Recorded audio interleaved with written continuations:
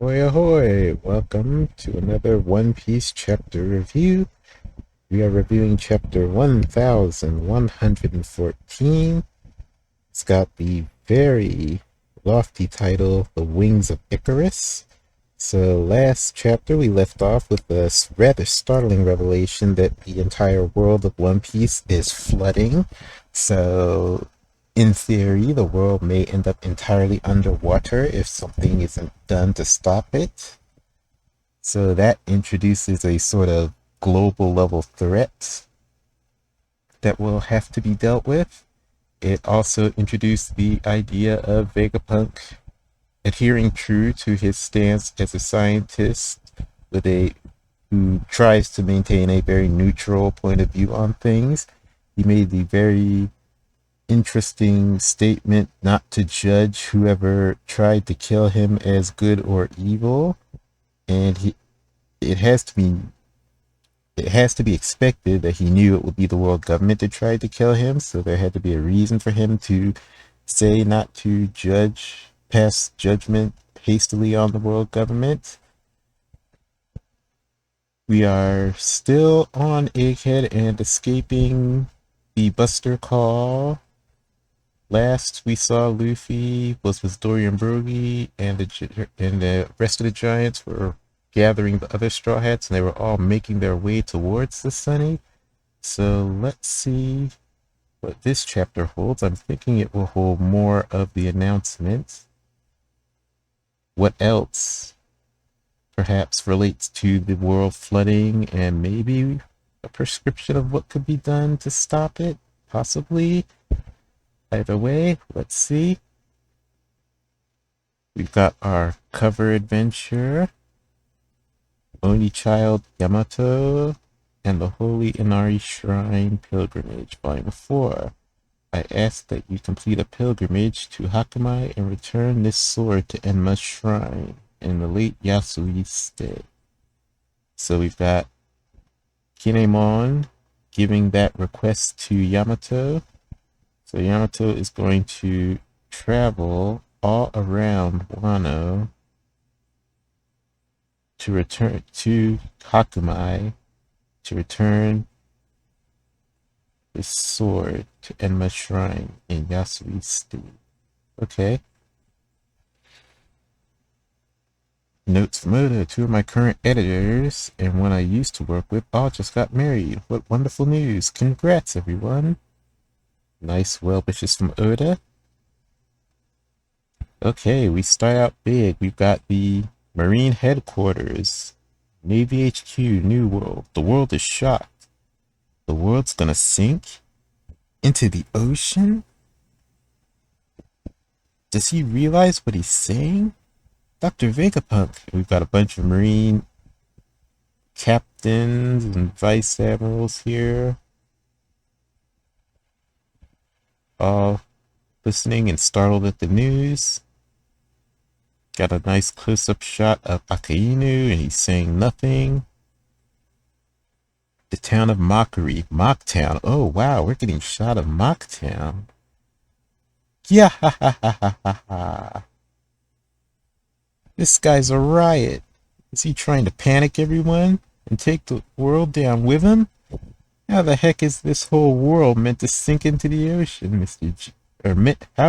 How the heck is this whole world meant to sink, Mr. Genius? Ha ha ha ha. So we've got a bar full of people in Mocktown laughing and mocking the announcement as they're watching it. Interestingly, the video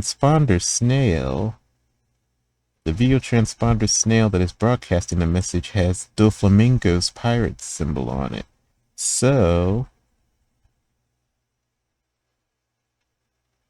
is that just interesting? Is it just because the small remnants of Doflamingo are the only ones that have a video transponder snail, so they borrowed it? But it does show that Mocktown is still living up to its name, mocking people all the time, mocking things that are earnest and honest and sincere. So that's still true of Mocktown. And B, this indicates that perhaps there's still some Doflamingo influence left in Mocktown? Some influence from the Doflamingo pirates? The City of Water, Water 7. If he was just talking about this city, I believe him in an instant. But the whole world? It'd take a lot more than rising tides to do that, right? We got a shot of Polly looking startled. The underwater prison impelled down. This just gets better and better. Isn't it your job to take care of the inmates, Magellan? What are you gonna do if this prison gets completely flooded? Is Doflamingo laughing and saying this? So Doflamingo's having a grand old time with the revelation of this news. So there's a question, did Doflamingo know this? It's at first glance of this panel, it seems like he's just enjoying the chaos. And it doesn't really let on whether he knew it or not. But I have a feeling that if he did know about this, he would, he probably would keep that news to himself. But, interesting. Of course, it would lend to Doflamingo's general nihilism and lack of care for the state of the world if he knew that the world was going to flood out and be destroyed anyway, so sort of might as well enjoy it while it lasts sort of attitude to the world. But that would indicate, well, since Doflamingo's a special case of a celestial dragon, in general, my line of thinking is that the celestial dragons don't know about the world flooding. Even though the elders knew, the rest of the celestial dragons most likely didn't. Doflamingo is a special case because he's a celestial dragon that came down to the real world and lived among the pirates and gathered information and became a huge information broker. So it's possible that Doflamingo didn't know as a child, but once he came down, he started to learn that information and eventually found out that the world was going to flood. And he kept that information to himself. Okay, next panel, we have Magellan. You have a point. A sudden sea level rise earlier caused havoc with some cells. That was only 1 meter. How many meters would it take to cover the whole world? From Doflamingo, most urban areas would be screwed if the water levels rose just another 5 meters. Maybe we should all evacuate. We could always go somewhere higher up. High up. So that's a nice line from Doflamingo. It's definitely a reference to Mary Joie. So this next, yeah, this conversation with Magellan is definitely indicating that Doflamingo knew, and he's making a reference to Mary Joie on top of the red line. So this conversation is indicating that the reason that the nobles went to Mary Joie is because they knew the world was flooding, or their leaders knew the world was flooding, so they moved them up to Mary Joie to avoid being wiped out by that flood.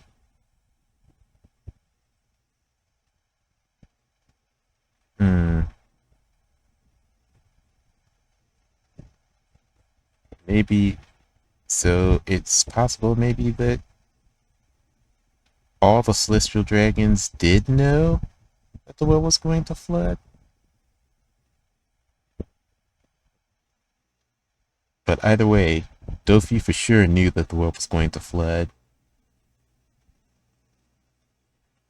And he was sitting on that information. He probably knew that it would eventually get out some way and was waiting on that. The Ryugu Kingdom, Fishman Island. Father, is that really going to happen? Boy, sounds outlandish, Shamon. So we've got Orihime and Neptune talking.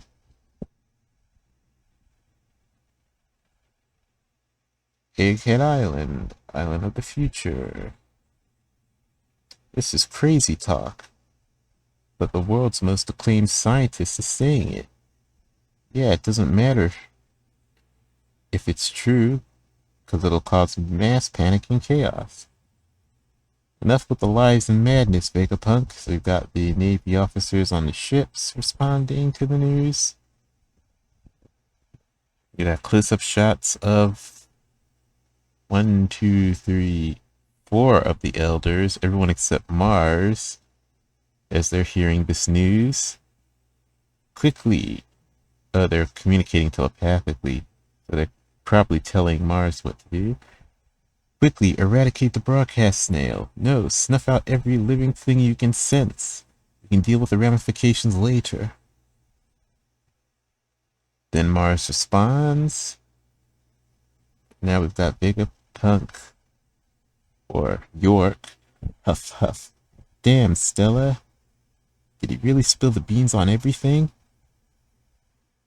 Now back to the broadcast. Please humor me for a moment as I make a prediction. Assuming my sensor data is accurate, a few days from now, as I record this, an exceptionally vicious earthquake will rock the entire planet. Huh? And now we've got a desert kingdom. Looking at the broadcast, I don't think it's Alabasta, it's just a random desert kingdom.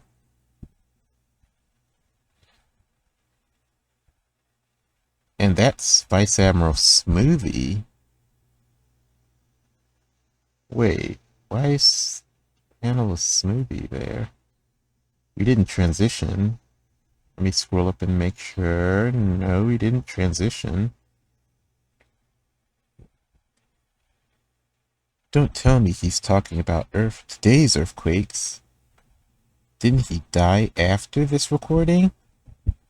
So that's Smoothie talking. There's a brownie in the background. Not sure where they are. So back to the broadcast. Following this calamity, the sea levels of the world will rise by 1 meter. A number of islands will become uninhabitable. No way, he actually saw it coming? And naturally, many beaches will also be completely submerged. There's Long Ring Long Land and what was his name? Tonpa? On his stilts. The old man on his stilts of Long Ring Long Land. Then back to the broadcast. If this doesn't come to pass, feel free to disregard the rest of this message.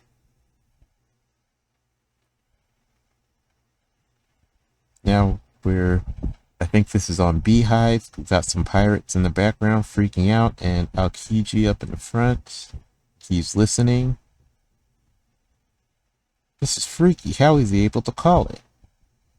Assuming, however, that these events have transpired, then please pay heed to what I have to say. The earthquake I just predicted cannot, strictly speaking, be considered a natural phenomenon. Wah! Kia! So you've got some people screaming on the Labostratum. It might be Usopp and Nami, since when we last left off, they were dealing with Saturn. Yep, and the next panel is Saturn going nuts and attacking Vegapunk. Not another word. So he does the stab with his claw. Chopper's guard point seems to repel it. Brook is still in front of Saturn. He's dodging an attack, it looks like. Nami is attacking. Lilith is attacking as well. Get out of here. I've always naively yearned for peace and prosperity. Wah! Yo! So looks like they made their attack on Saturn and Saturn kind of brushed them aside.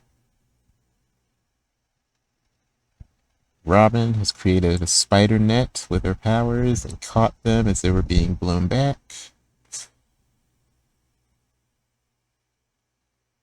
Looks like the pressure from the force of Saturn's claw is kind of squishing Chopper a little bit in his guard point. Be gone! It says...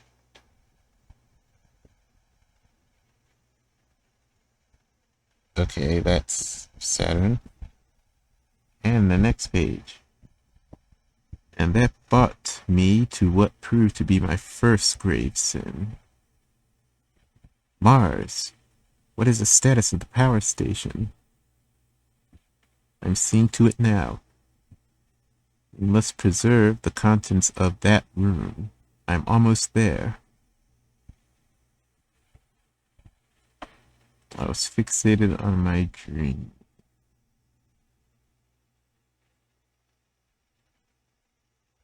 Wait. Prosperity.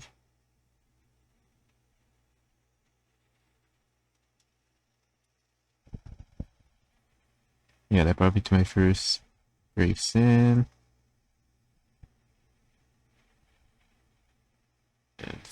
We've got Saturn trying to make his way to the lab as well. So back to the broadcast. Hellbent on driving the world to a bigger and brighter future, I was fixated on my dream of developing an everlasting energy source. Got more shots of Saturn desperately trying to move towards the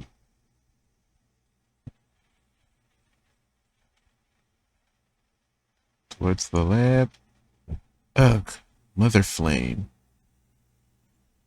But I flew too close to the sun. Mother Flame. So we've got a shot of the Mother Flame itself. So it's a... So we've got a giant machine, and inside of it is a chamber with a little flame inside of it. So is this little flame the actual Mother Flame? And so is this machine creating the Mother Flame, or is it containing the Mother Flame? It's an invention, so...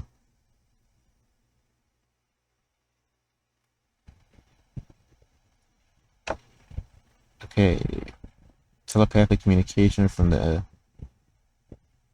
elders. We have to eradicate all life forms. We must be relentless.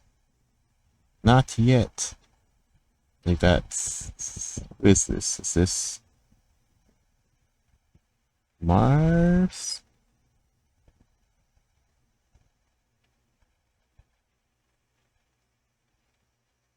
No, it can't be Mars. It's someone. It's someone. It looks like they're attacking and trying to destroy the machinery here. Destroy the Mother Flame machinery.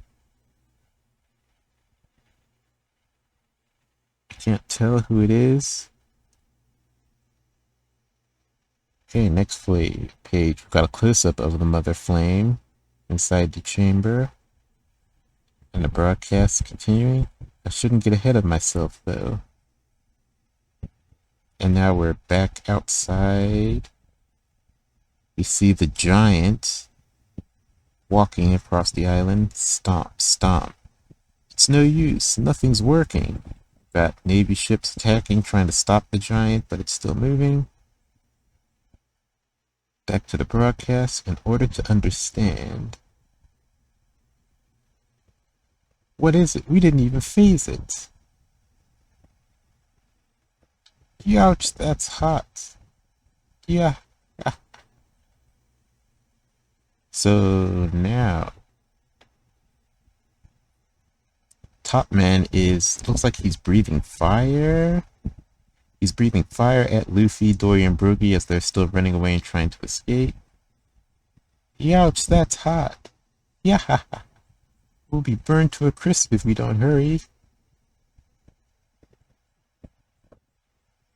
At least I think that's what's happening. Top Man breathing fire. That's a new ability.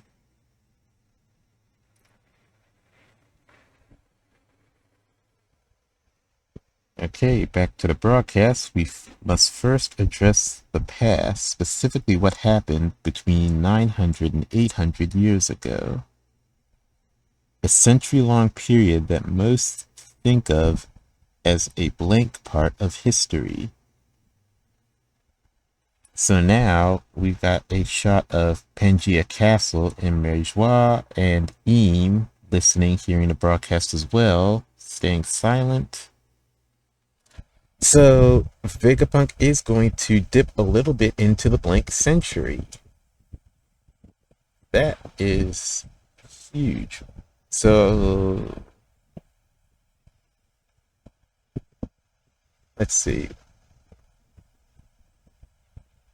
I should probably save thinking about what this means to end the chapter, but my immediate thought is the broadcast is definitely going to have to be stopped at this point if Vegapunk is going to go into the blank century, because it seems like his intention is revealing everything. If he does end up revealing everything, then Robin pursuing the information, the true history of the world from the blank century, becomes moot. So I feel like, as I've said before, he can't reveal everything at this point. But if his intention is to reveal everything, that means the broadcast will be stopped short. I'm wondering how far he's going to get. He's already revealed quite a bit. He's revealed the existence of the Mother Flame, indicating that the Mother Flame is the reason the world is flooding. Every time it's used, we know that it raises the sea level. So is Vegapunk's concerned that the world government is going to spam the Mother Flame and that's going to cause the world to flood? Because he did say that the flooding is not natural, it's not from natural causes, which means it's something that can be stopped. It also means that the world government is the cause of the flooding, rather than the flooding just being something that's happening and the world government can't do anything about it. But I should get back to reading since there is a little bit left. So between 800 and 900 years ago, a century-long period that most think of as a blank part of history. Now we have the regular Celestial Dragons seeing the broadcast and screaming, "Those miserable Marines, what are they doing? Hurry and shut this cretin's mouth." Fittingly, it is known as the Void Century, since all information about it has either been erased or lost. And that is true for the most part, but there is one last key to unlocking some scraps and echoes from back then. Death is too good for him. Bring back his body, I'll tear him limb from limb. The Void Century? What is he talking about? So we've got a close-up of the Celestial Dragon that is, St. Charles' sister. I forget her name. The Void Century, what is he talking about? So wait a minute. The Celestial Dragons don't know that there is a Void Century in history, or the regular Celestial Dragons don't know there's a Void Century in history?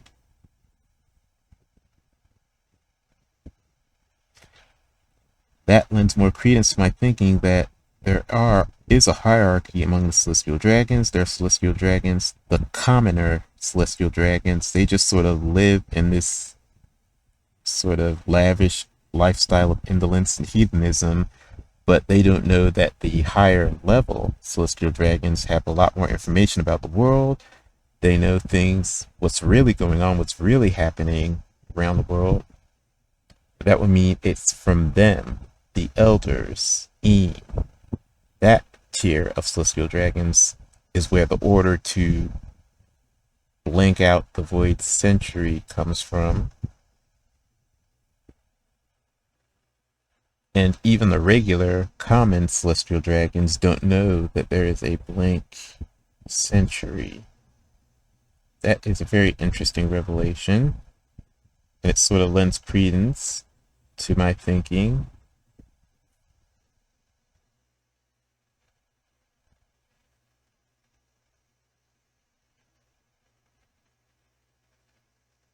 So, okay, back to the broadcast. Next panel, it's Jaguar D. Saul laying back on some huge tree trunks in a relaxed pose, laughing. And he's hearing, I think he's hearing the broadcast.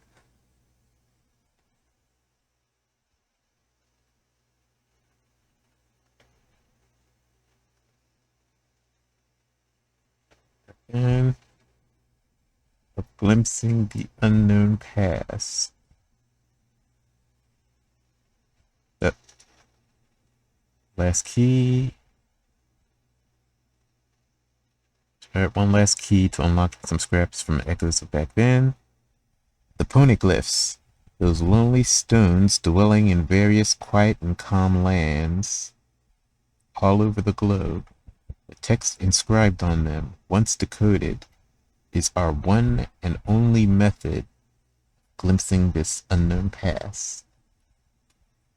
So we've got a shadowy figure sitting on the island too. Oh wait. Okay, looking at the panels, here's how it progressed. It Saw hearing the broadcast. At first he's silhouetted out.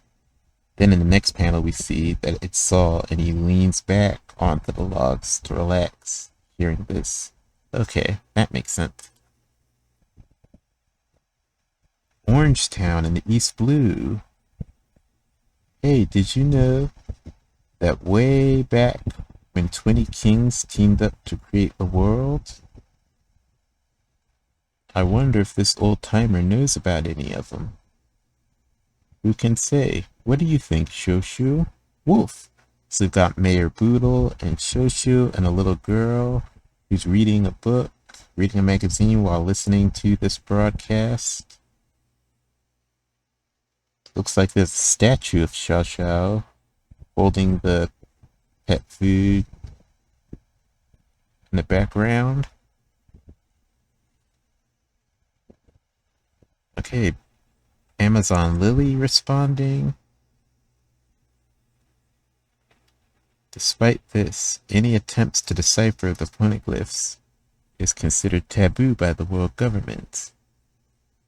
And so I felt compelled to commit my second grave sin. I betrayed the government and studied this forbidden era myself. Okay, we've got a close-up of Robin. She's got a shocked expression on her face and she's saying nothing.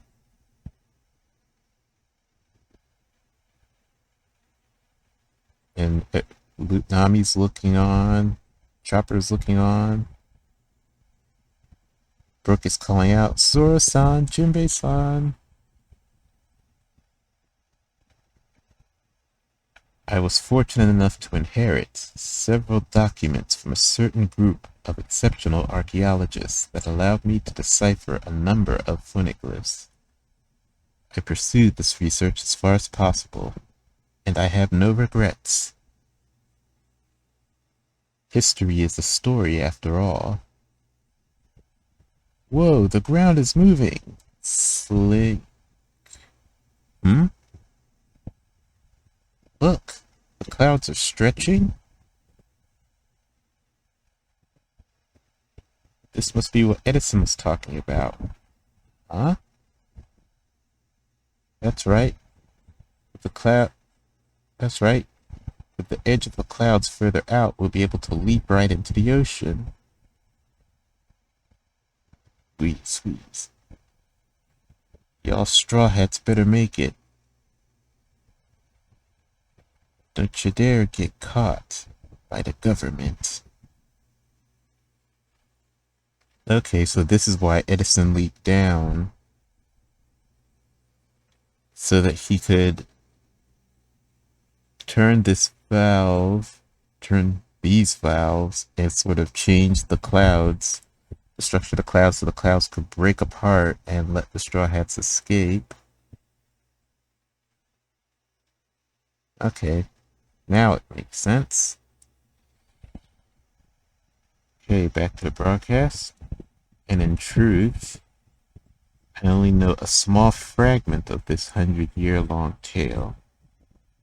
It wouldn't be right to leave you with baseless speculation, so I'll limit myself to the facts as I know them. And we've got some panels of the Marine soldiers that are on the islands. Or, no, these are on the ship. The Marine soldiers on the, still trying to carry out the Buster call.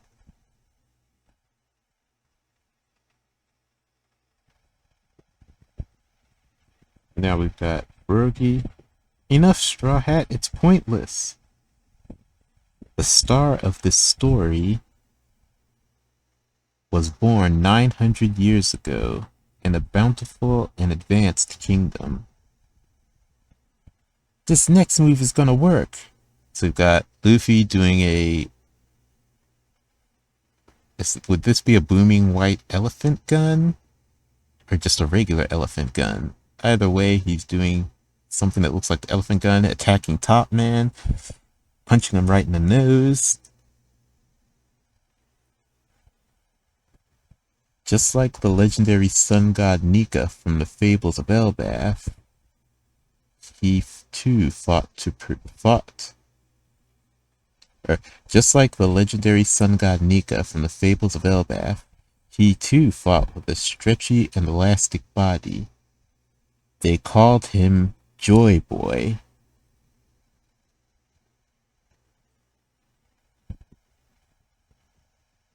Stop it, you're cracking us up. Yeah. And it's Luffy, he's... after the punch, his hand is... it looks like his hand is on fire and is quivering, so it looks like it didn't work.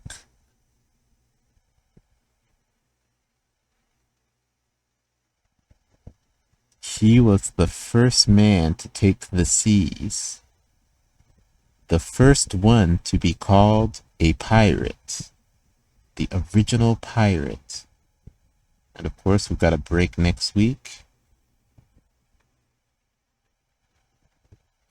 So this is a huge, huge revelation. Joy Boy was the first pirate. Also confirmed, Joy Boy had rubbery properties like Luffy, so Joy Boy ate the fruit. What's it called? Wait, should I forget what the real name of the fruit was? Was it the human fruit model Nika? I think that was what the original fruit is, but either way, he ate basically the gum fruit. He ate Luffy's fruit. That's also confirmed. Just like the sun god. 900 years ago. And this leads to something that I was speculating earlier, that piracy didn't just begin with Roger and the Great Pirate era. There were pirates before him. They were ancient pirates. And Joy Boy was the first.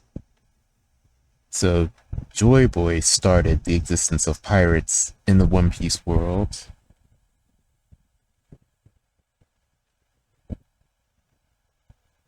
"900 years ago, he started the existence of pirates. piracy continued throughout time,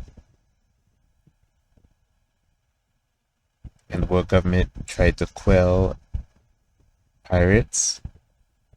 Then Gold Roger happened.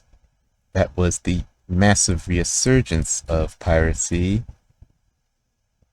because before Gold Roger there were pirates, but not as many.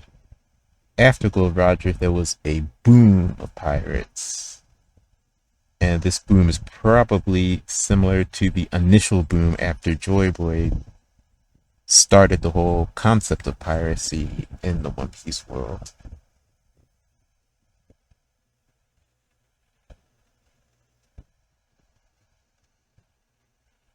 Joy Boy was born, according to what Vegapunk said, so Joy Boy was mortal. So Joy Boy is not Nika. Joy Boy had the properties of Nika. The Legends of Nika existed before Joy Boy.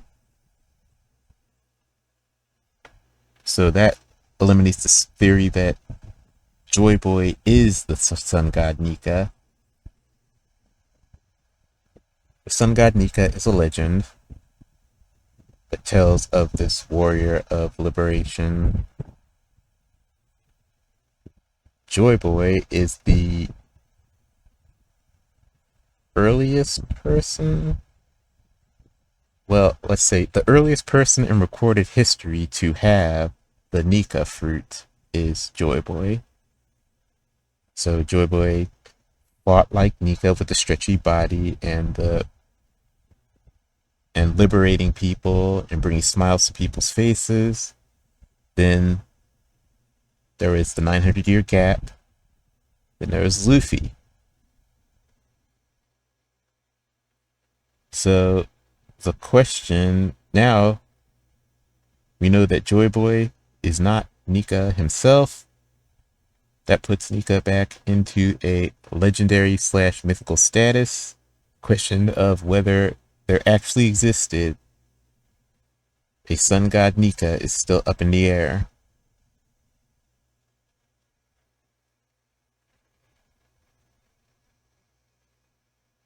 So now, questions related to Joy Boy.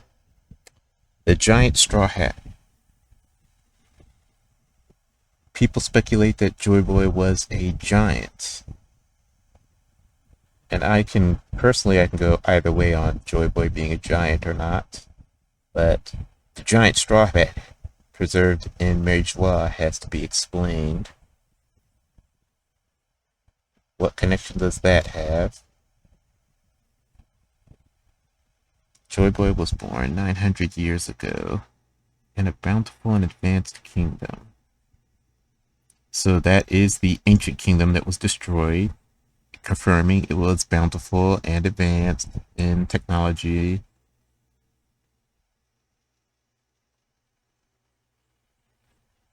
Fought with a stretchy body, stretchy and elastic body.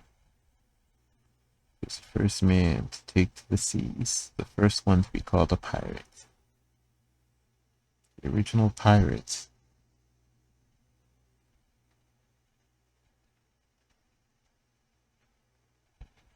So Joy Boy, and just like the legendary sun god Nika from the Fables of Elbaf.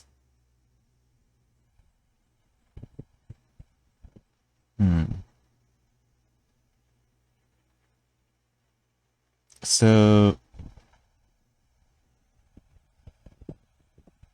what are we doing here?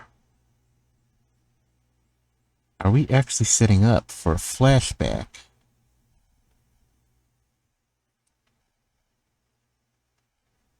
Oh.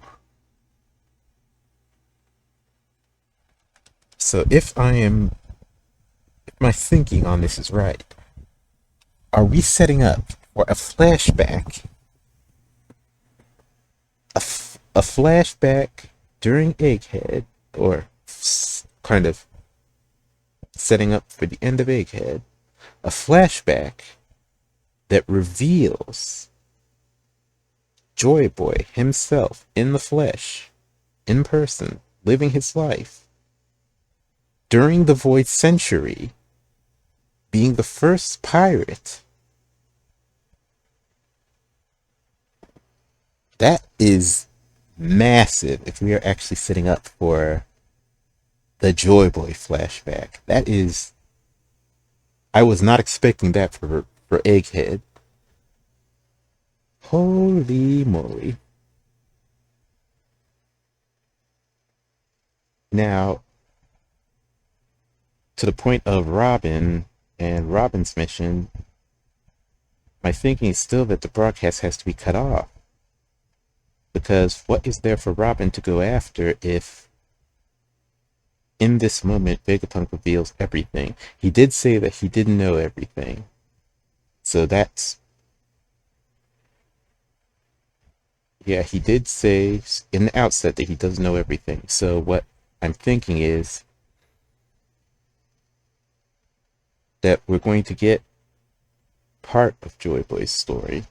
Maybe even all of Joy Boy's story, but the very, very last point, the end, will be the point that Vegapunk doesn't know. The point that can only be found by reading all of the poneglyphs and finding the true history of the world. Because, yeah, that would line up, because that would mirror exactly what Roger went through. Roger had to read all the poneglyphs, follow that trail to the end of the world, the last island, and beyond, find the One Piece on Raftel, and that is where he knew about Joy Boy's history after finding the One Piece. He laughed. He said, "Joy Boy, I wish I could have lived during your time. I wish I could have met you."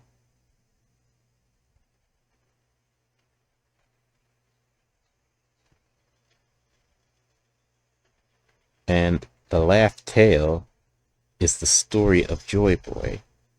That's what I'm thinking. Because Joy Boy had the abilities from the Nika fruit. He was a warrior of liberation that brought smile to people's faces.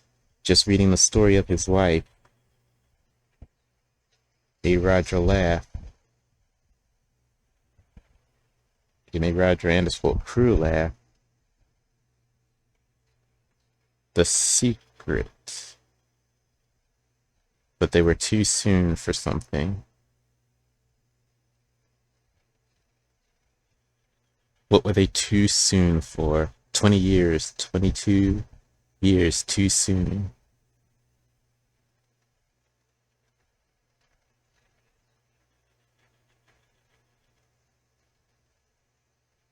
And then Rayleigh said to Robin, maybe you'll come to a different conclusion than we did. And the Roger Pirates' conclusion was that they were too soon for something. A different conclusion from we were too soon would be we are here just in time, we're the right people for this, or maybe disregard it entirely.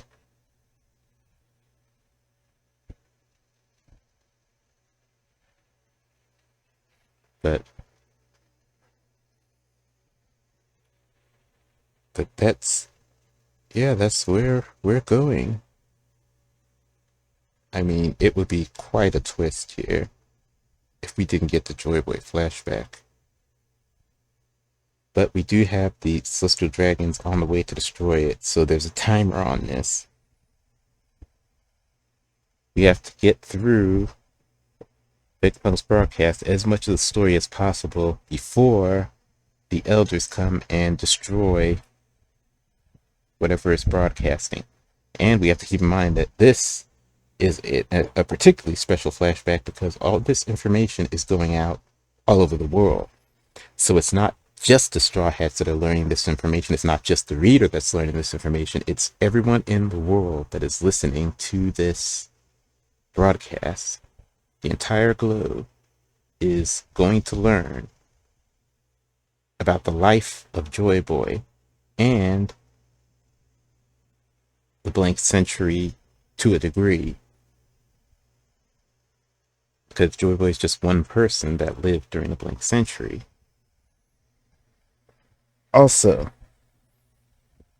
there was also this theory about the D clan being a clan of pirates. Or, well, not so much. Yeah, the D clan being a clan of pirates, possibly the rulers of the ancient kingdom, or all of them being from the ancient kingdom. I think that theory has been kind of shot down through the existence of Nefertari, the Nefertari family being the Nefertari D family, or the D Nefertari family.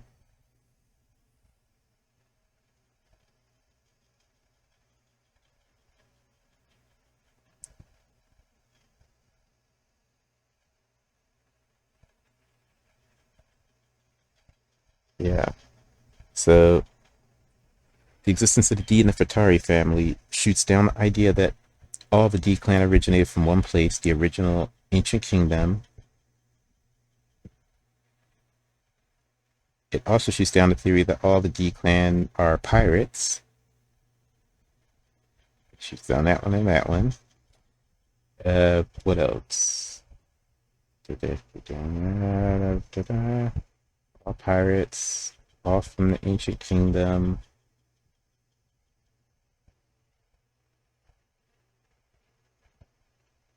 I thought there was one more big thing that was a theory going around recently, or not recently, but relatively recently to the length of the One Piece story, that was shut down by revelation of the D Nefertaris, or Nefertari D. I thought I had it in my mind, but it slipped. But so we're getting the story of Joy Boy. Joy Boy was the first pirate, so pirates didn't exist before Joy Boy. This is also 900 years ago, so it's before the world government was formed. Yes, I think so.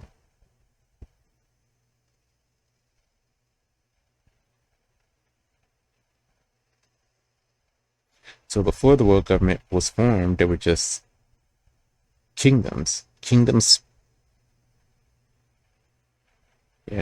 just scattered all over the world. Various kingdoms and villages and I guess they do have municipalities because Water 7 has a mayor, so yeah, they do have other structures of government aside from kingdoms. So those might be rarer. I think kingdoms are the most prominent governmental structure in One Piece, but they do have others, it seems.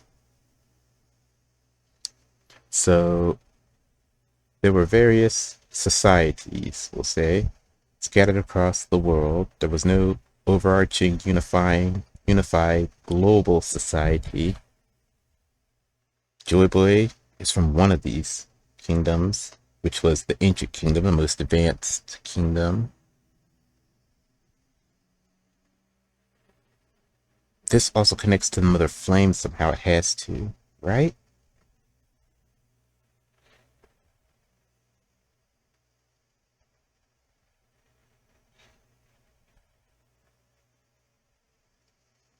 So, from Vegapunk's broadcast, the indication is he was looking for infinite energy, the Mother Flame.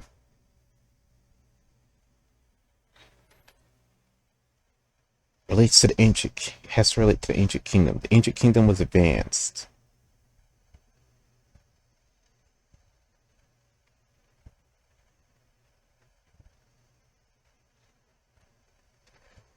Okay, if the mother flame, let's look at it this way.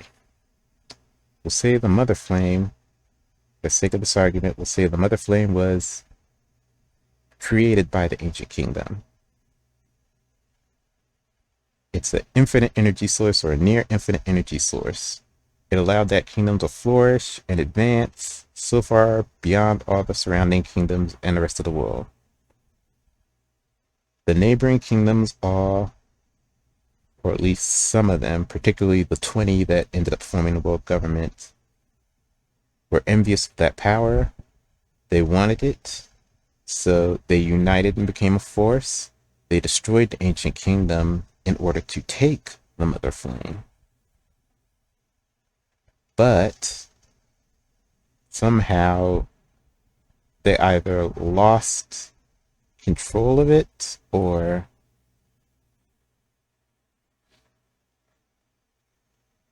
maybe they ended up destroying it in the process, so it needed to be recreated.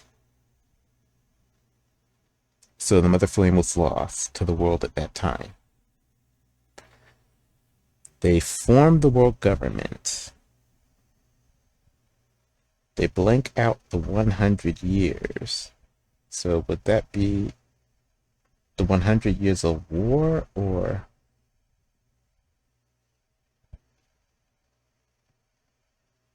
because at the same time they were fighting to create the world government.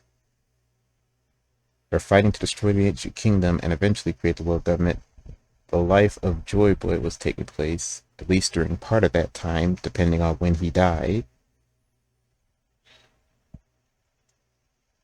So they would want to blank out the century to keep the existence of the mother flame hidden, because only the world government would know about the existence of the mother flame, the ability to create the mother flame, and the ability to wield the mother flame. They want to hide out the existence of Joy Boy because pirates pose a threat. They are people that sail around and explore the seas and are hunting treasure and could eventually stumble upon the mother flame, information relating to the mother flame, the ancient weapons, information related to the ancient weapons. And this is not even touching on the ancient weapons, but perhaps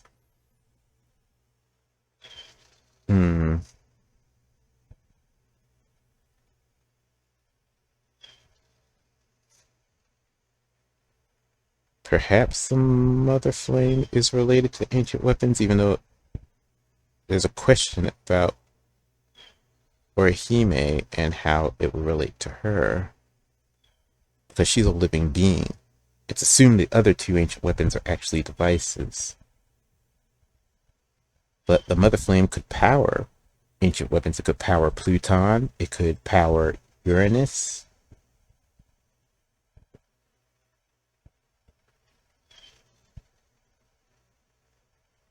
But it couldn't power Poseidon because Poseidon is a living being. Or could it power Poseidon? If the energy is somehow, if the energy created by the mother flame is just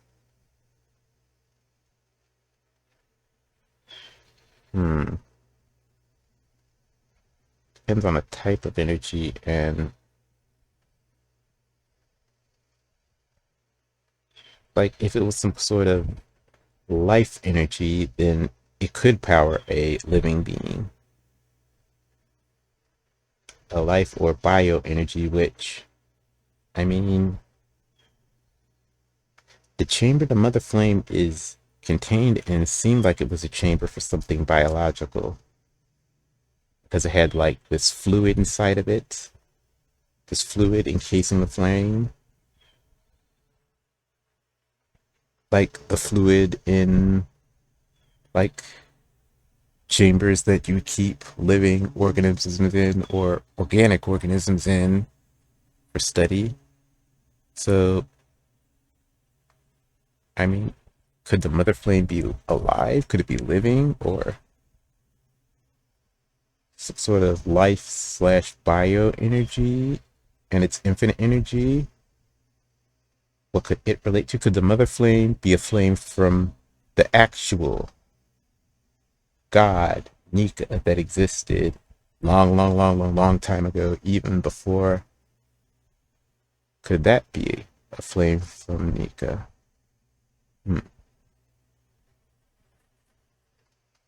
That's actually an interesting theory. Huh. The mother flame could be a flame, a surviving ember, a flame from the actual, real deal Nika.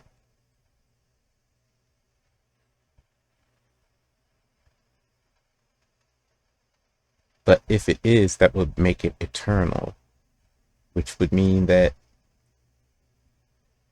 there's no way to snuff it out. It has to always exist. So I think that theory's a no-go. I'm thinking, at least with the information we have so far, we don't have a lot of information on the mother flame itself, but I'm going to go with the assumption that it's something that was created by the ancient kingdom, which means the flame itself is, it's not temporary by nature, but it can be extinguished somehow. And it was extinguished at some point, so the world government didn't have access to it or power of it over it until just very recently.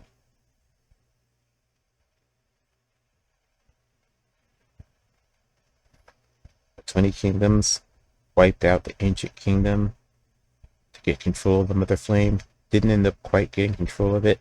They established the world government to hide information related to the mother flame and the ancient kingdom and the first pirate and the pirates that proceeded after him.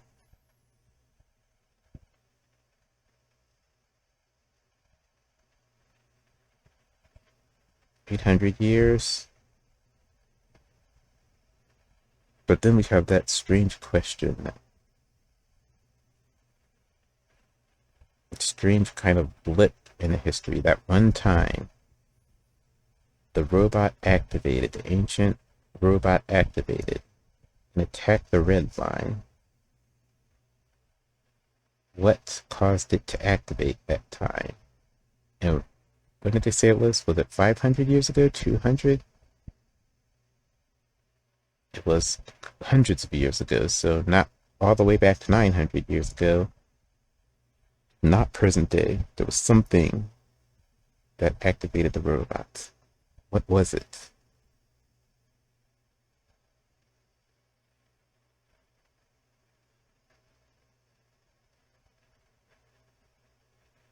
Oh my goodness, this is huge.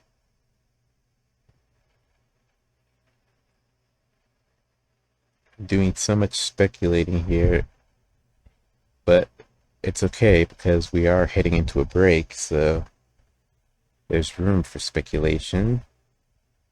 And this is going to be big. It's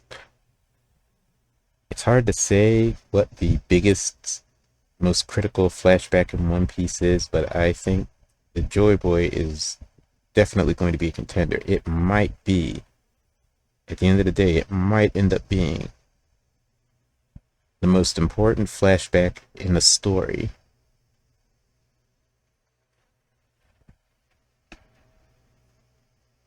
It might just be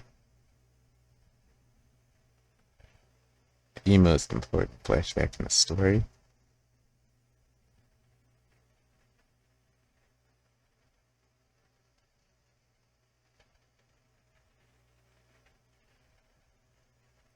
So let's see. Life of Joy Boy. Born. We know he's mortal. Even though we've always known that he's mortal, because Joy Boy only existed during that time, the Void Century.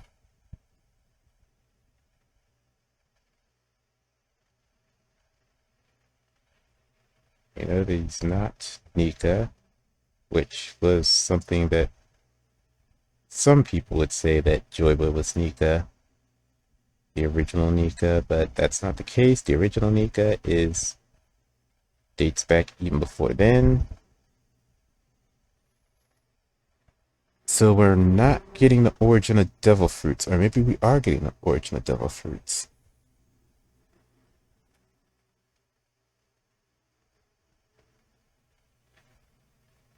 Because the origin of devil fruits is going to play, it's got to play a role, because we have to know how the sun god Nika, if Nika was an actual person that existed, how that power became a devil fruit that could be given to anyone, and anyone could have that power. Vegapunk hinted at it, something about desire, human desire.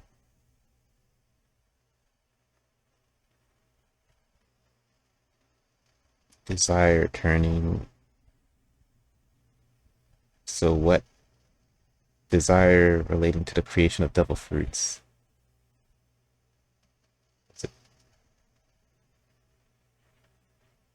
And then we have Bonnie's fruit,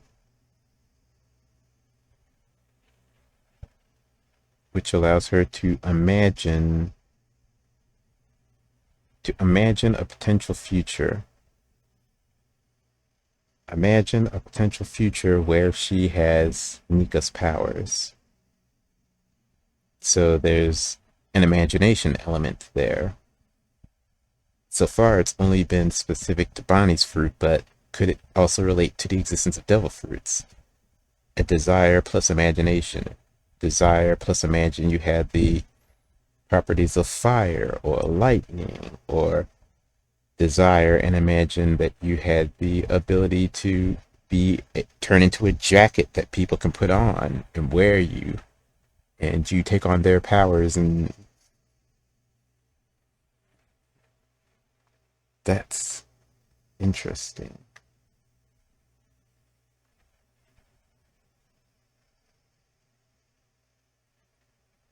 The Joy Boy flashback could touch on so many different things relating to so many different questions that exist in the One Piece universe, that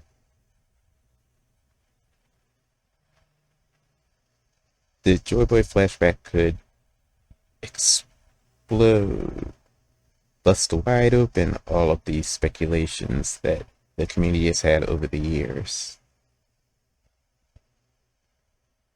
So yeah, this might be the most important flashback in the series during Egghead, which is an arc that people were, including myself, were not expecting to be as important, as critical as it is becoming to the story.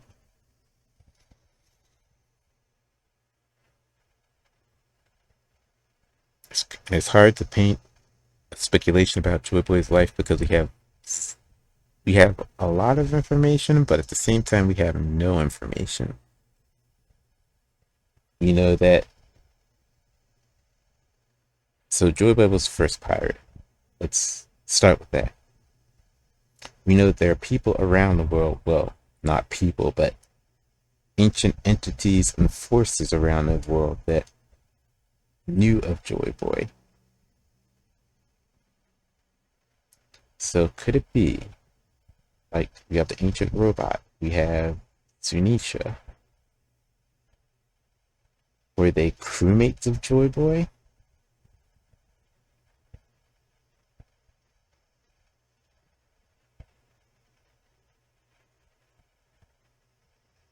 The ancient giant.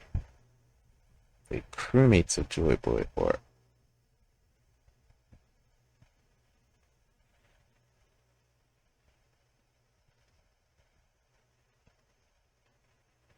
hmm,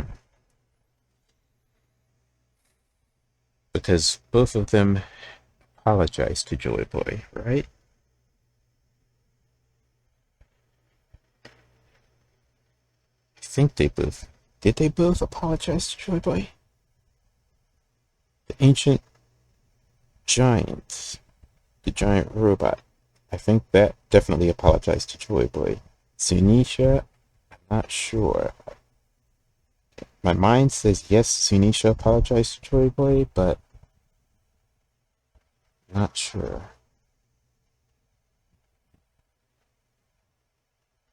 And with Zunisha, it's important because Zunisha is wandering the world because of a sentence that was given to Zunisha. If Zunisha is sentenced by the world government, then Zunisha's crime would be aiding Joy Boy, probably.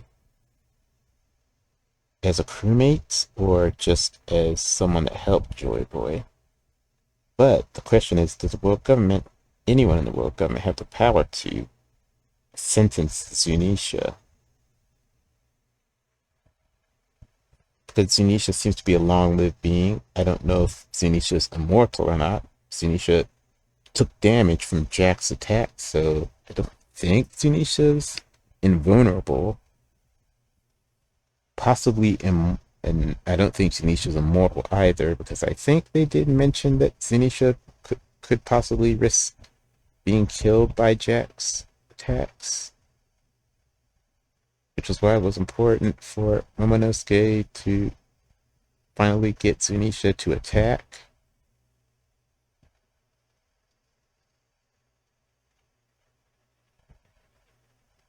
So not immortal, long-lived.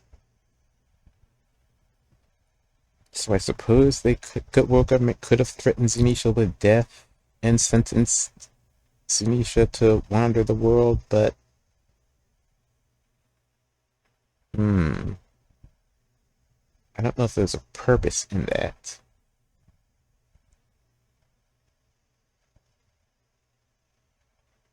The other option is that Zunisha punished itself, that no one gave Zunisha the punishment. Zunisha sort of took on that burden of its own accord as an atonement sort of thing,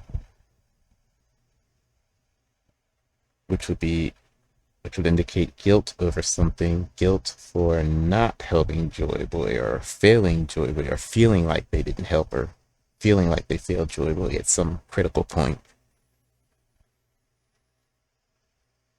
And then we have the ancient giant who apologized to Joy Boy. Is that a similar thing? Or the apology could just be a sorrowful apology. They apologize because they're sorry for what happened to Joy Boy or something. A tragic fate that befell Joy Boy. Because we don't know how Joy Boy died. We know that Joy Boy died.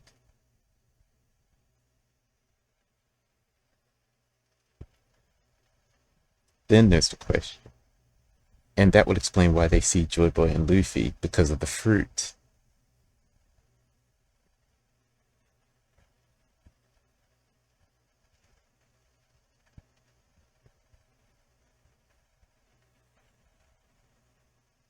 Because when the fruit awakens, Luffy is still Luffy.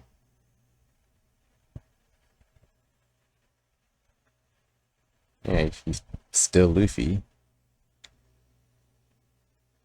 So what they are recognizing is that Luffy has the same properties that Joy Boy did, and he fights the same way Joy Boy did. And ultimately, he has the same spirit as Joy Boy did. But they're not saying that he has literally become another person. He's become Joy Boy. It's a familiarity thing, recognizing that in him, like the way people that knew Roger see Roger in Luffy. And Luffy's not Roger.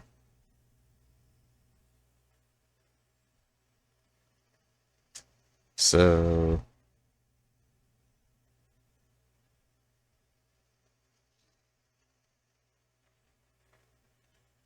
Joy Boy was a mortal.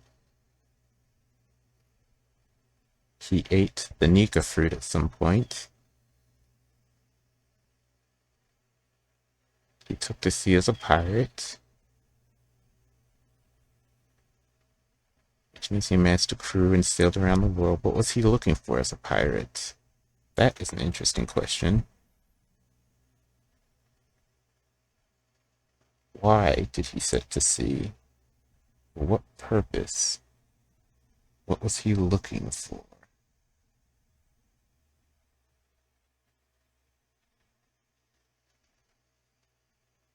because he's Joy Boy. Advanced Kingdom.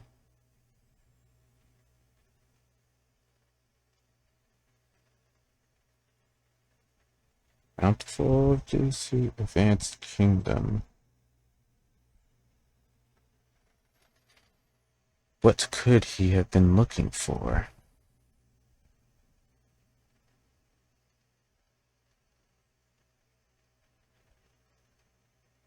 Look. 900 years ago. It was from an advanced kingdom.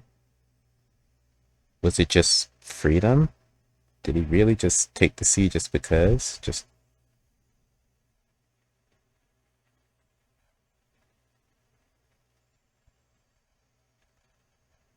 also, if he took the sea just for freedom, that would indicate that the ancient kingdom was not very free, that he felt restricted and trapped within the ancient kingdom.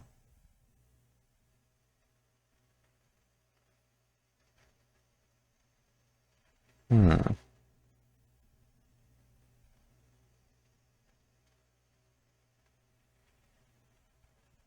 Took the sea, became a pirate,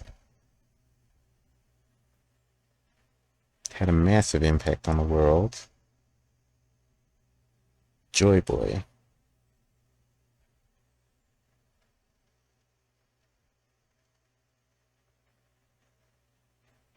So, Joy Boy.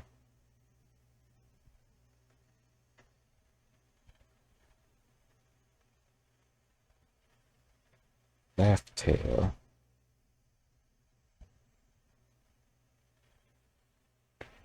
This brings up the question, did Joy Boy create the One Piece?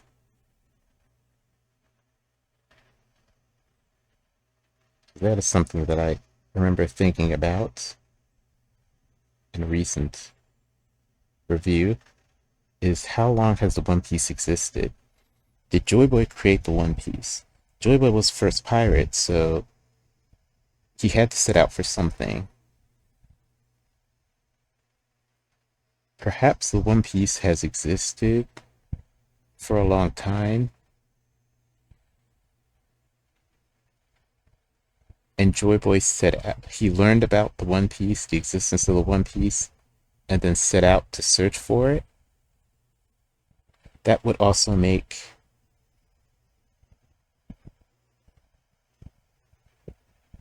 the One Piece already existed.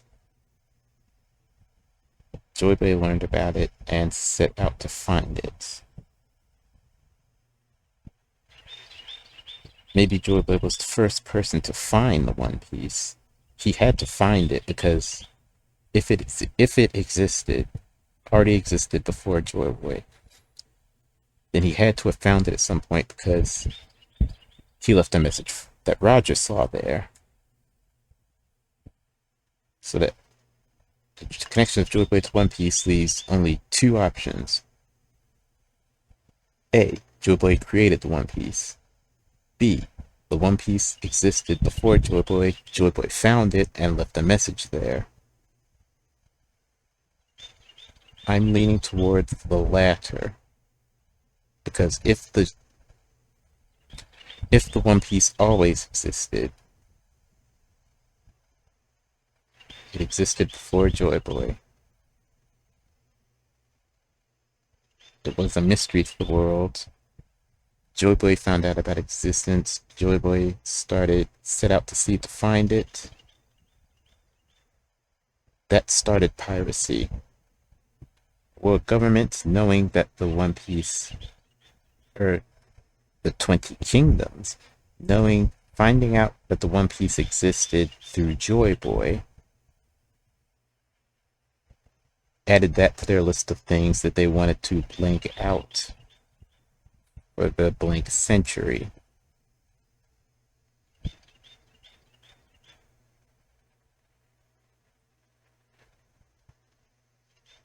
And then that brings up the question, of course, brings up the question, one of the major, probably the major question of the series, what is the One Piece? If something that can be used, did Joy Boy use it? If Joy Boy used it and the 20 Kingdoms saw it used, that would explain their fear. They're deathly afraid of the One Piece. And people and someone finding it. And since fear is an odd case, it can go either way. It could be justified fear or an unjustified fear just because they don't know what it is and what it can do, but they're afraid of it. Or it could be a justified fear where they saw its power demonstrated at some point in history and they know what it does, exactly what it can do, and they're afraid of that. I'm leaning more towards that they know what it can do, what it's capable of, and they're afraid of that. Which means it had to have been used at some point if it's something that can be used.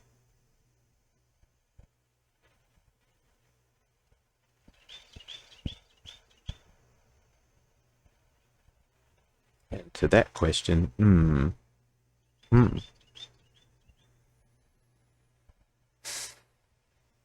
that question, is One Piece more informational based, or is it like a weapon or a device or a power that can be used? A physical force that can be used. The One Piece could kind of go either way at this point. It could actually be both in the end, information and a force of power. I think so. Joy Boy, pirate, set out to sea, advanced kingdom. Advanced kingdom, he felt restricted by the kingdom. Set out to sea. Maybe he found out about the One Piece. Set out to sea. Or he was restricted by the kingdom and just set out to sea for the sake of freedom, or maybe a combination of both. He set out to sea from the crew. 20 kingdoms attack the ancient kingdom, destroy it.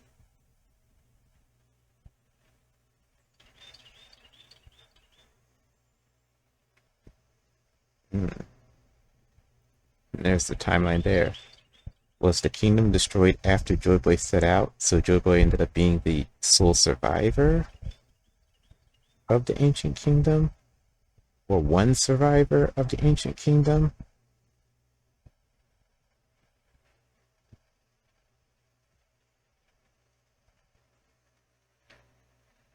We know the ancient robot is from the ancient kingdom. 100%. It was built by them, created by them. Zunisha. Zunisha is old enough to have existed. Was Zunisha born in the ancient kingdom, like Joy Boy?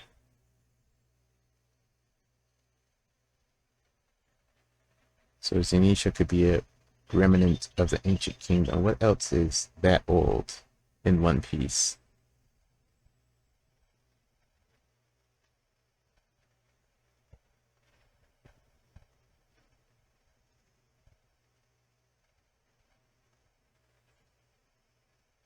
Poneglyphs. The poneglyphs were created by ancient Wano. Here's a question of Wano.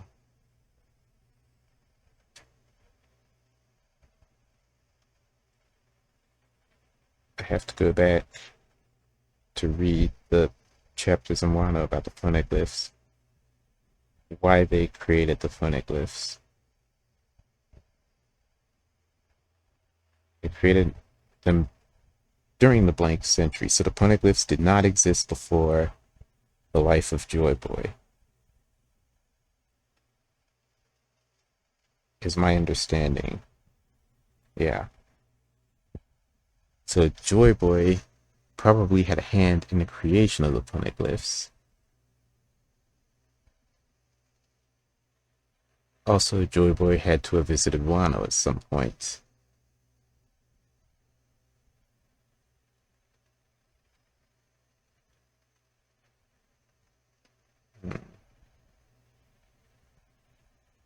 I wonder if could it be that Roger's journey and now Luffy's journey trace the journey that Joy Boy took,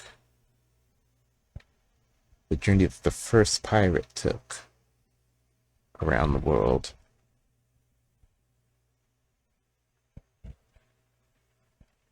Wano and Fishman Island. Joy Boy visited Fishman Islands.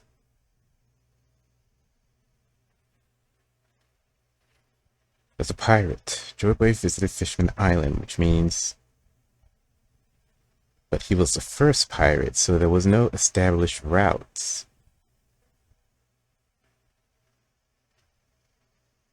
But Joy Boy forged that route. He forged the first route. Even assuming that he did do a route around the world the way Luffy and Roger are doing. But I feel like he had to have. If he was the first pirate, then he carved the route.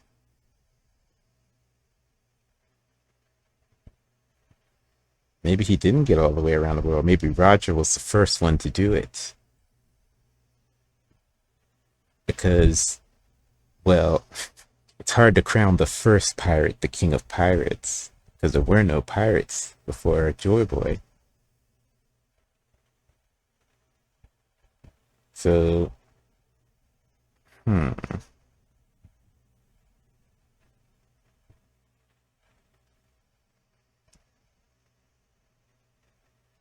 Joy Boy didn't make it all the way around the world. But if he didn't make it all the way around the world, then he probably wouldn't have found the One Piece if the One Piece existed before Joy Boy, if the One Piece has always existed on the planet.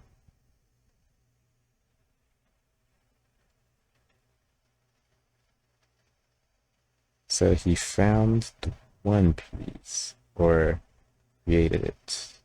I'm going to say found. But anyway, back to Fishman Island. He visited Fishman Island. So does that mean the Red Line definitely existed back then? He encountered the Red Line and decided to go under it and found Fishman Islands. And that's where he made the promise to Neptune. He met Neptune and made a promise to Neptune, and the whole situation with Noah.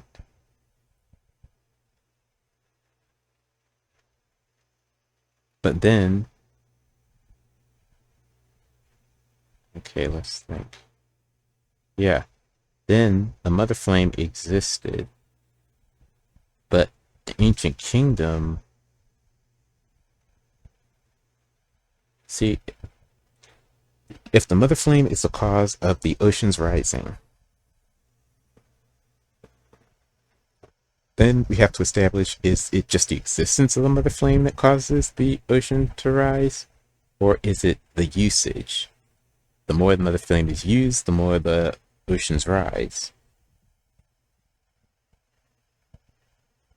If it is the latter, then that means the Ancient Kingdom was using the Mother Flame, and as they used it, the ocean was rising even back then,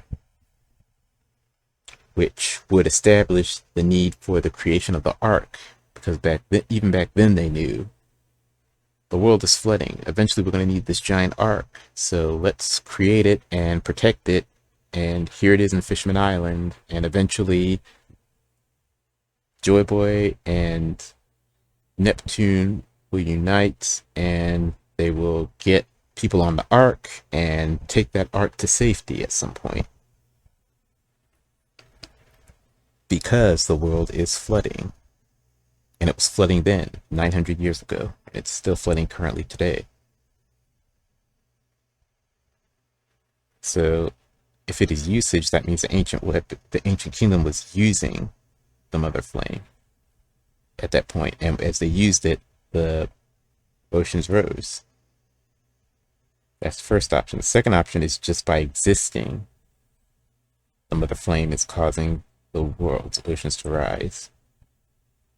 if that's the case, then if that's the case, it would be odd because my working theory so far is that the mother flame was created. So if created, destroyed, or lost at some point, and then the world government was able to recreate it or reactivate it, and the world is flooding. Because Vegapunk's line about the flooding not being natural causes, that line is the thing that ties it to the mother flame and the usage of the mother flame. If it was just natural to state of the world's flooding, then it doesn't matter at all, the mother flame. I mean, its usage can accelerate it a little bit, but ultimately the result will be the same whether the mother flame exists and is used or not. So the line about the flooding not being of natural causes from Vegapunk ties it to the mother flame. So if the mother flame has always existed, then the world has always been flooding. If the mother flame can be created, destroyed, or activated, deactivated, then only while it's activated / created, the world is flooding. And when it is deactivated / destroyed, the world is not flooding.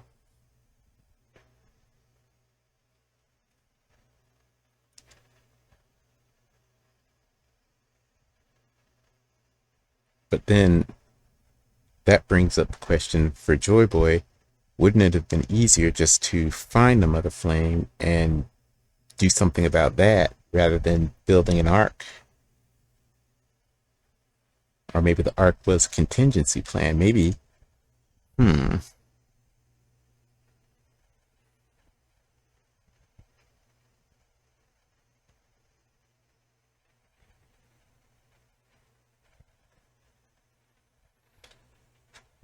Okay, another thought. Could it be that Joy Boy set out to sea in search of the mother flame?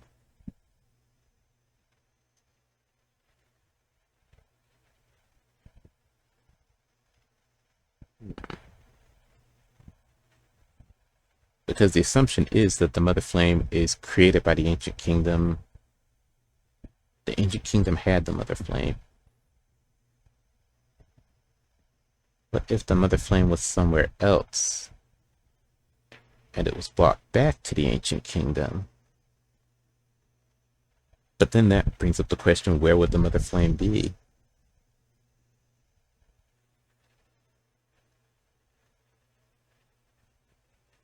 And also the mother flame seems like a smaller, less important reason to sail out to sea. For someone as important as the first pirate, I can only see, and Joy Boy himself, I can only see 2 reasons for him to have set out to sea. 1, for freedom.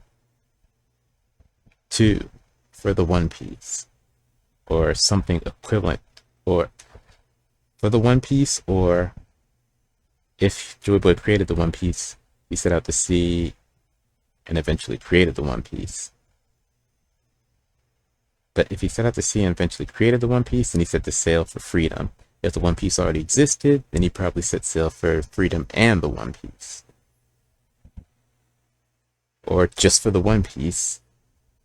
But with Joy Boy's personality being just like Luffy's, I'm imagining he set sail for freedom and adventure and the One Piece. That seems most likely in my mind at this point.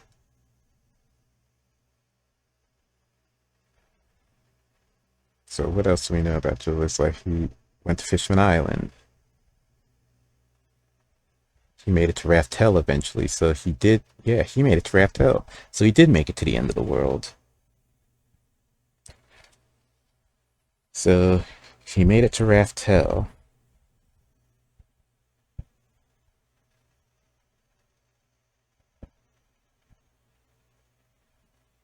And if he made it to Raftel, that means he was looking for Raftel. So yeah, he set sail for Raftel. So, and if he set sail for Raftel, the only reason to go to Raftel is you want to reach the end of the world. You want to have sailed the entire world, and you're looking for the One Piece.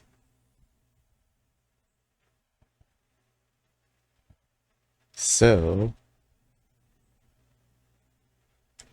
with those clues in mind, I'm going to say yes, the One Piece has always existed. Joy Boy found out about the One Piece, and he's sail in pursuit of it.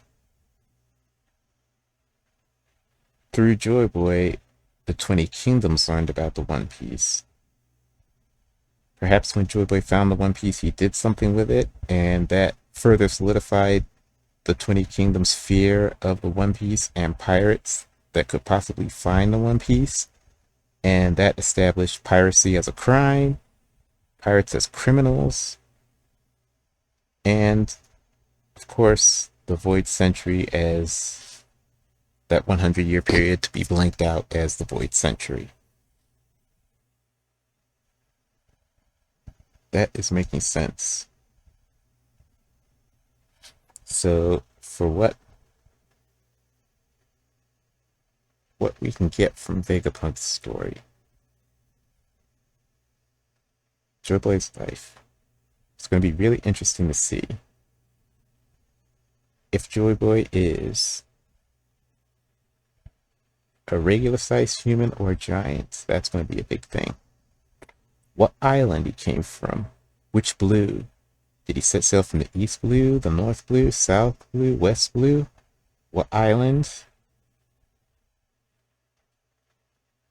It's going to be interesting to see if there is a name reveal, if his name was actually just Joy Boy, if he was a D clan member, if his name was something else, something D, or if his name was something like Joy D Boy. That's going to be interesting to find out. It's going to be interesting to find out what the world was like before piracy and before the world government, basically. We might not get a lot of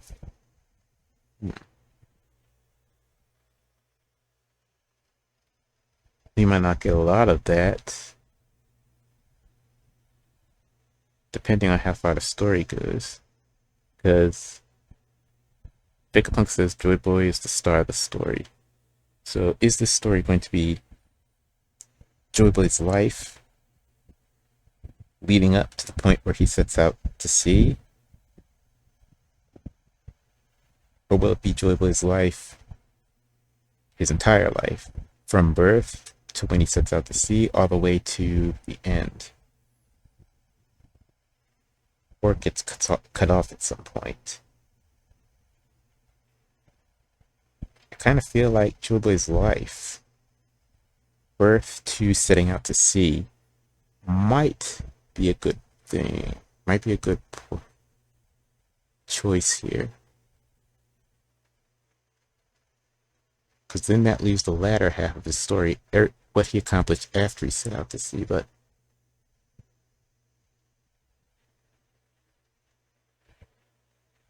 no, that can't be a mystery because we have to learn about the Mother Flame here in the Ancient Kingdom. So yeah, likelihood it's going to be Joy Boy's whole life story, or up until just before he finds Laugh Tale.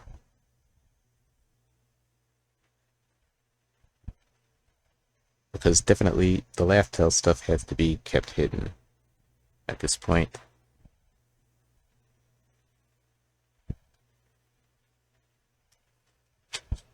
The world is hearing this. Luffy is not hearing this.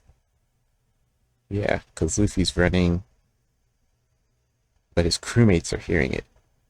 At least Nami, Usopp, Chopper, Brook, Robin, those guys are hearing it. Sanji, I think he can hear the broadcast too, so Sanji's probably hearing it. Zoro and Jinbei, I think maybe they can hear it. even if they can't hear it, the other crewmates will tell them. So basically, his crew is hearing it. Luffy is not hearing it, and that's typical for Luffy anyway.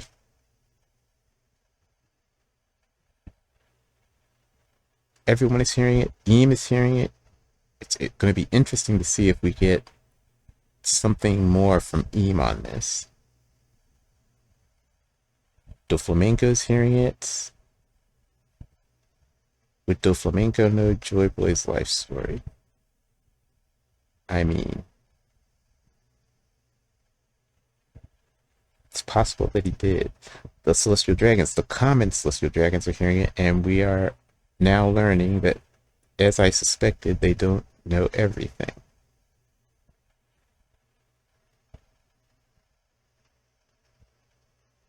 They don't know, and I'm kind of thinking,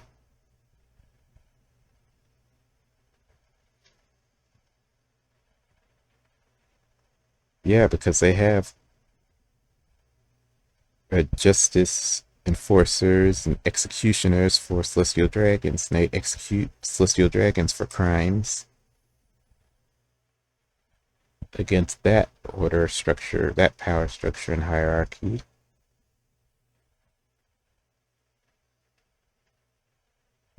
So yeah, we learned that there are common Celestial Dragons that don't know anything, and they believe the same stuff that people on the surface believe in terms of the blank century and the world history. They don't know that there was 100-year void century, or they know about it, but no, from Charles's sister, they didn't even know that there was a blank century of 100 years, or a blank period of 100 years. 100 years is a century. So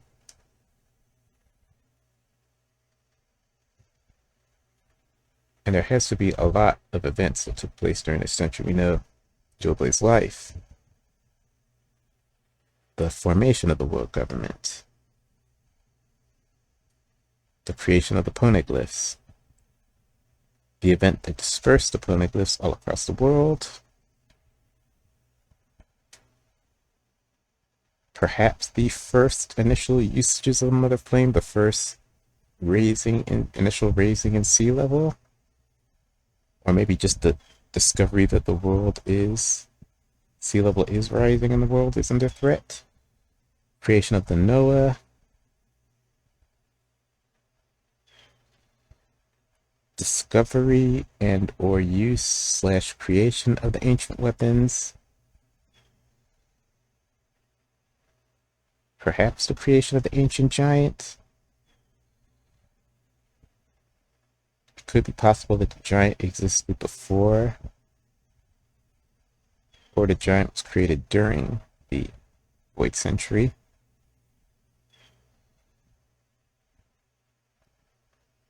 Of course, we have Joy Boy's journey. Joy Boy finding the One Piece. Joy Boy maybe using the One Piece. The world government learning why they should be afraid of the One Piece, and a subsequent decision to blank out the century and hide everything relating to anything that could possibly lead to the Ancient Kingdom, to One Piece, any of that. Eam being one of the 20, Eam being perhaps the leader of the 20. Eam ending up being the sole member of the Ancient 20 that gained some sort of immortality or longevity.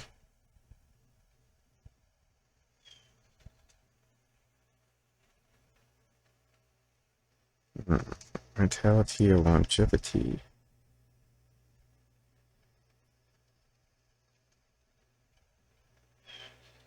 So yeah, this is gonna be massive. Also, Egghead. I'm gonna say this arc doesn't end in 2024. I'm gonna say this is gonna take us into 2025 because the Joy Boy flashback is gonna have to be pretty substantial. It's gonna have to be Odin level or bigger. So that's gonna carry us throughout the rest of the year. So we're looking at Elbaf in maybe mid 2025.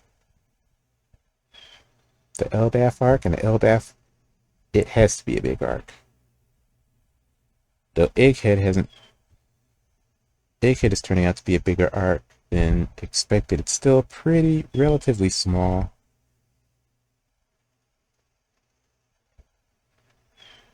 Elbaf is going to have to be big. I want Elbaf to be substantial. Elbaf deserves to be substantial for all the build-up to Elbaf.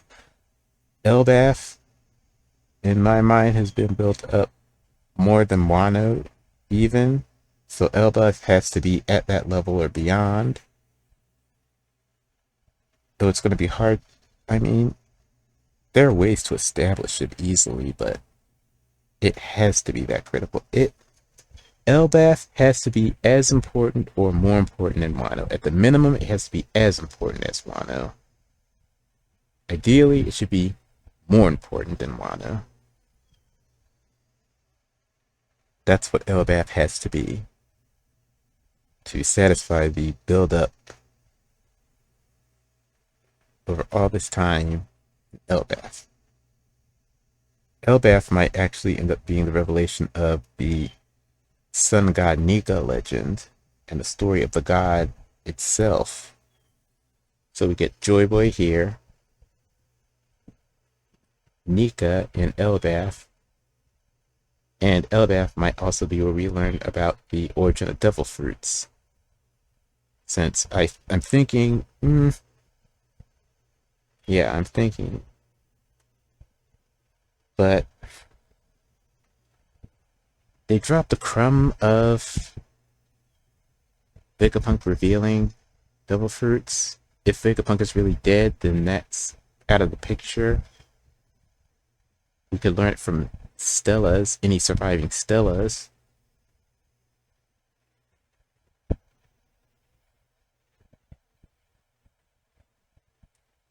So I don't think we'll get devil fruit information in this flashback.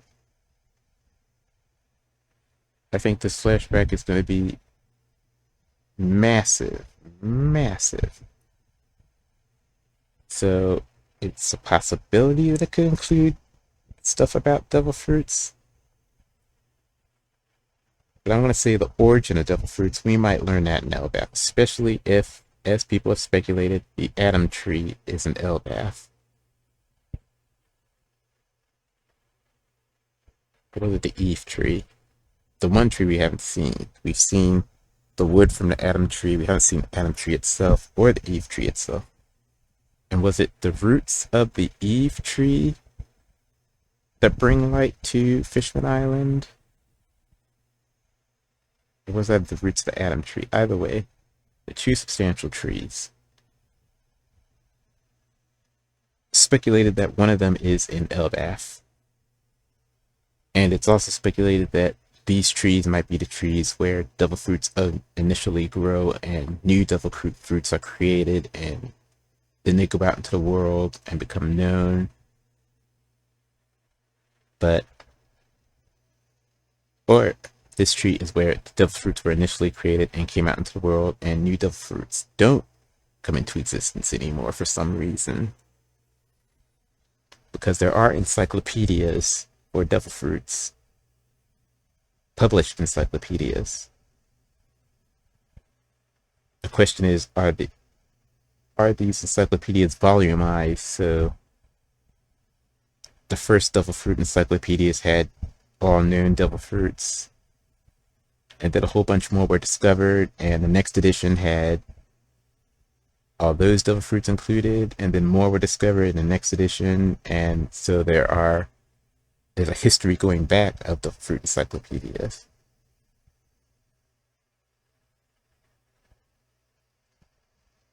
Which would mean you would have to get very current, up-to-date Devil Fruit encyclopedias. If you're a pirate and you're hunting for specific fruit,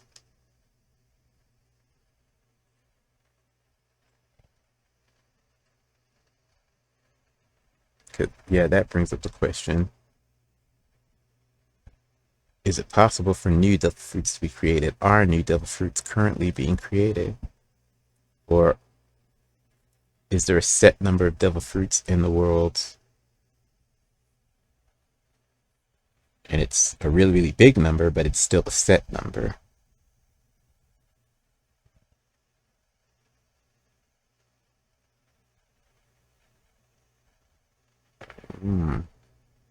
That is a question. Another question. So yeah, that's why I think the whole devil fruit thing has to be established in its own, on its own, rather than as part of a flashback. Because that's going to be a massive info dump that explodes speculation and our understanding of the world on its own, just the devil fruit stuff. So that's why I think it needs its own fully devoted, dedicated point in the story.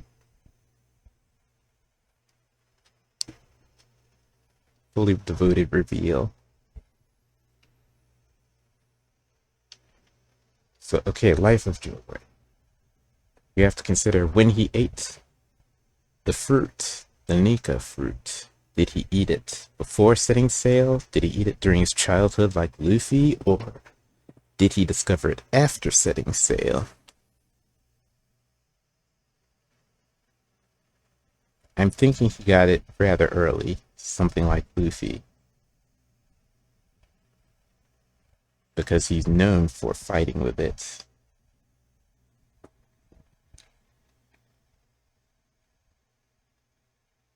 Oh gosh, what a huge reveal. I knew we were setting up for something ancient history, the Void Century reveal, but doing it through the life of Joy Boy. Unexpected twist.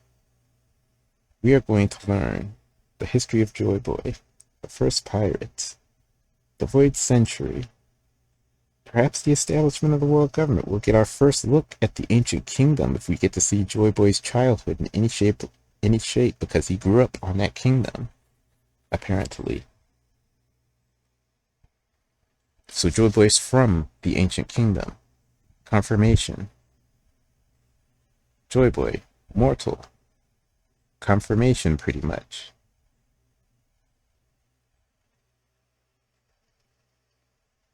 Even though I don't think we really need a confirmation, but we still get confirmation. He was mortal. He had the fruit. Nika, the sun god, existed before Joy Boy. Confirmation of that. Joy Boy is not Nika. Joy Boy just had the fruit like Luffy did.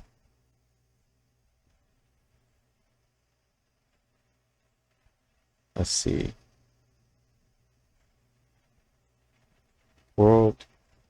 The global flooding event is somehow connected to the Mother Flame.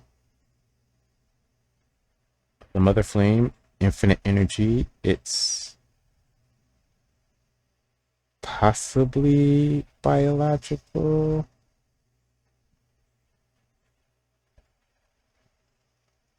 A living flame. A living flame. Could it be So we learned that there's more to the Mother Flame than we've seen so far. I am starting to have thought that it might be a living flame of some sort. But that seems like a really not well established theory in my mind.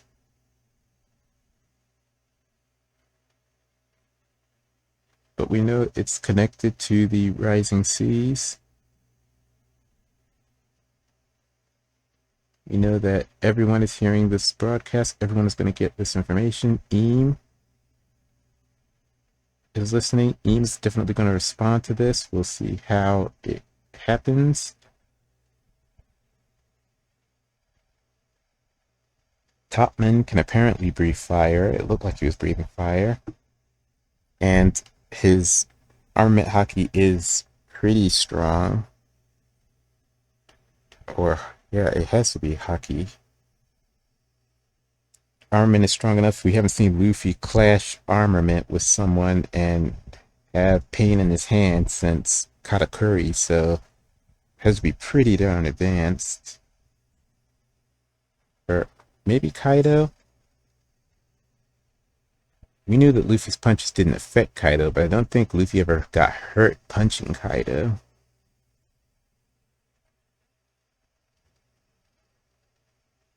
So I'm thinking it was Katakuri was the last time we saw that with his advanced armament.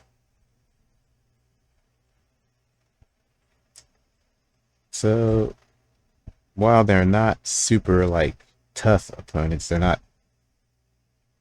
I mean, I still probably wouldn't put them at a Yonko level. Probably I'd put them around Admiral level, the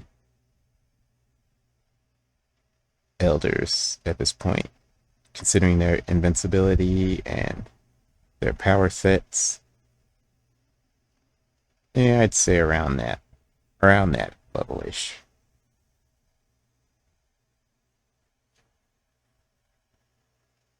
So we're with the Joy Boy flashback, we have, it's not confirmed, but my thinking is that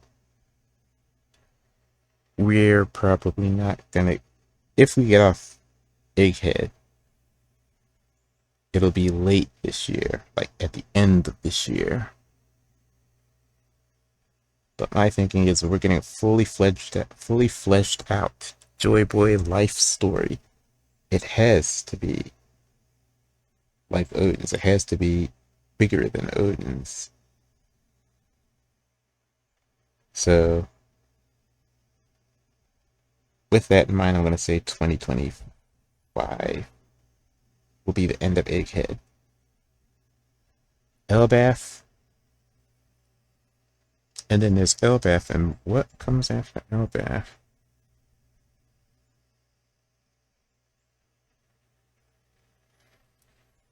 I'm thinking Elbaf the last place that was really mentioned as really important story critical island that the Straw Hats must eventually get to. I think Elbaf might be the last one.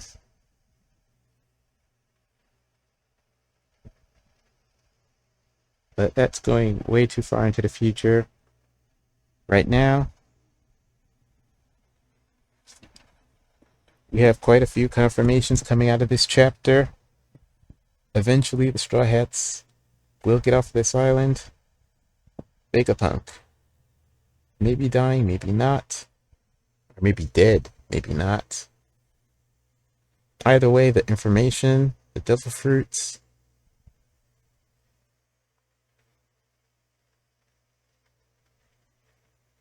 Robin is hearing this broadcast, which is good. Saul is hearing this broadcast, which is also good. Also, I did note that Saul doesn't have his bandages on anymore, so it looks like he's healed up, and at least from behind, since we don't actually see his face in the panels, we just see him from behind.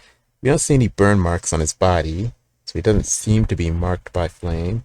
But we haven't seen his face. His face could be marked if he is supposed to be the man marked by flame, but kind of feels like he's not. Get to see some places we haven't seen in a long time.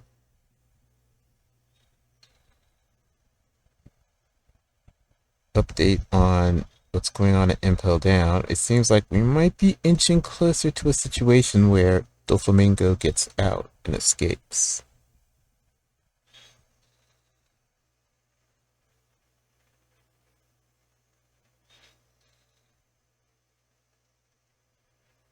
It might be a situation where Magellan makes the executive decision that in order to save the lives of the prisoners, he has to do something, but that will only come if the Mother Flame is used again, which is a question at this point, but it's not that big of a question if Eam deems that things are getting a bit too hairy. I can see him ordering the Mother Flame to be used on Egghead and destroy Egghead.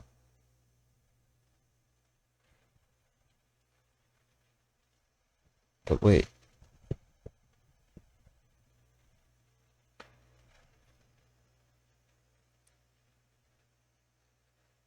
Then there's this panel of the Mother Flame, this introduction panel, which I still need to figure out. The Mother Flame. It's in this chamber, massive chamber.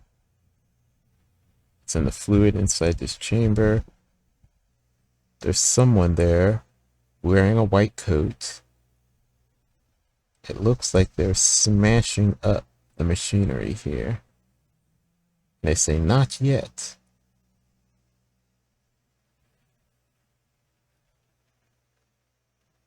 Where is the Mother Flame?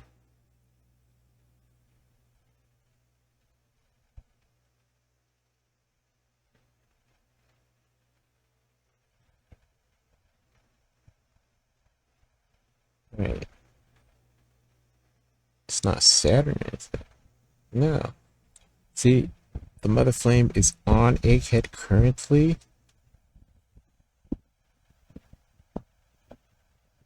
Is it on Egghead Island currently or not?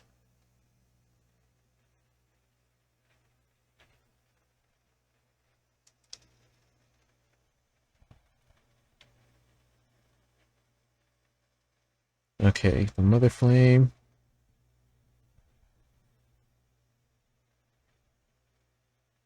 The giant is on the move. Is the giant moving towards the Mother Flame? Could that be what activated the giant a couple of 100 years ago and caused it flying to the red line?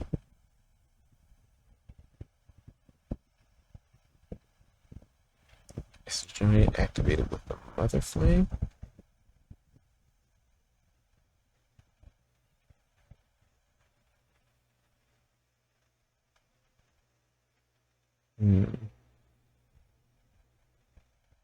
Okay.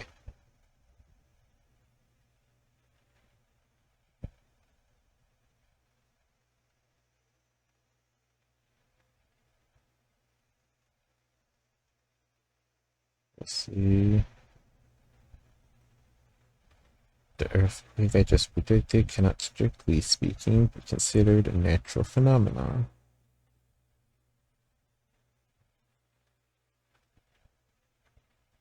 So yeah, not natural.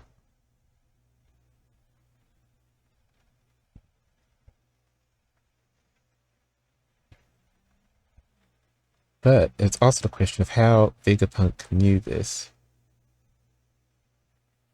Because he recorded this in advance.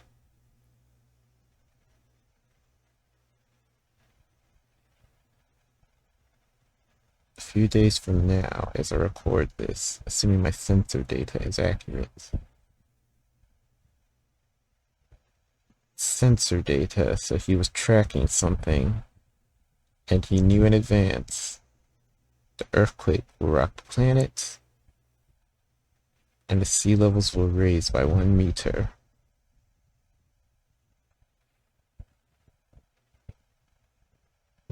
And that was the use of the Mother Flame. So was he tracking the Mother Flame? And recording how much power it's outputting, and he noticed a spike in preparation for its eventual usage? So it has to be charged up for usage?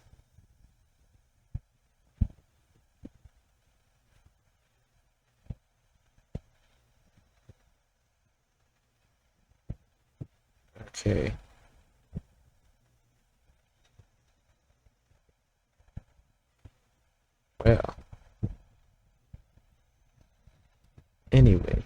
that's going to be it for this chapter. Thank you so much for watching. Please like and comment and subscribe, and I will catch you all in the next chapter review. Take care.